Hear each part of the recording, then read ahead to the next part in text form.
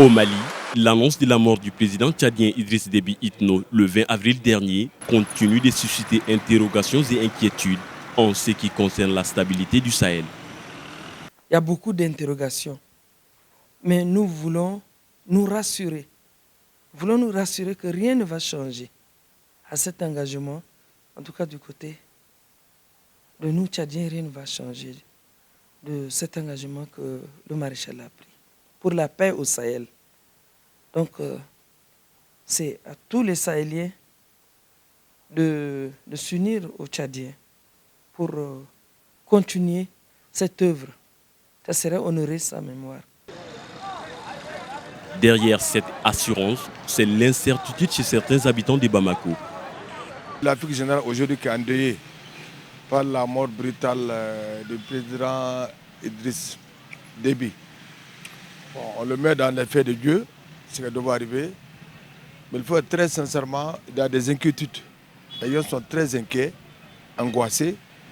Parce qu'aujourd'hui, la position du Tchad et la position personnelle du président Déby et des soldats tchadiens que nous avons vus vont laisser, nous pensons, un grand vide.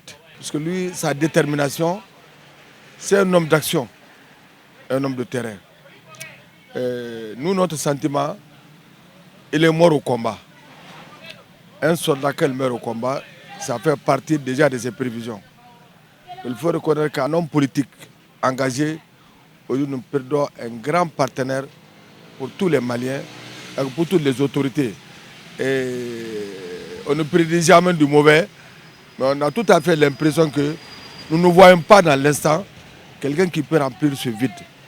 Et particulièrement au Mali, où les Tchadiens ont été plus maliens que les Maliens, je peux dire.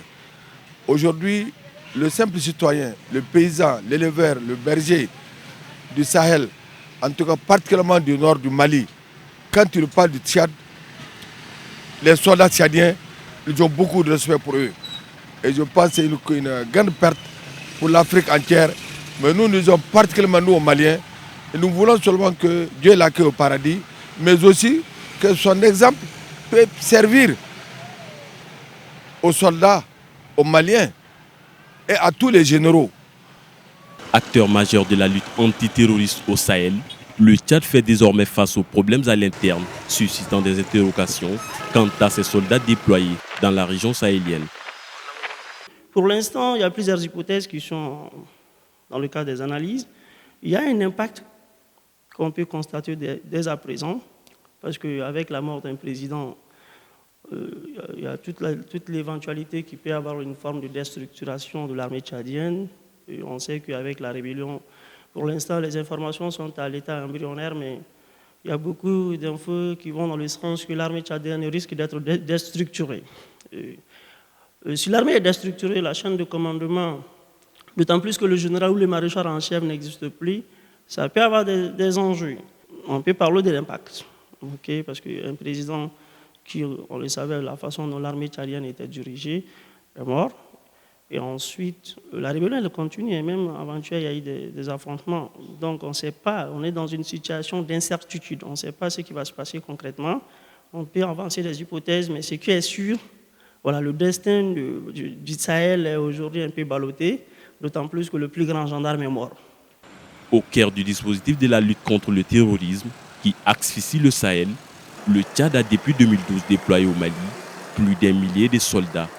Et depuis février dernier, 1200 hommes dans la zone des 3 frontières dans le cadre de la force conjointe du G5 Sahel.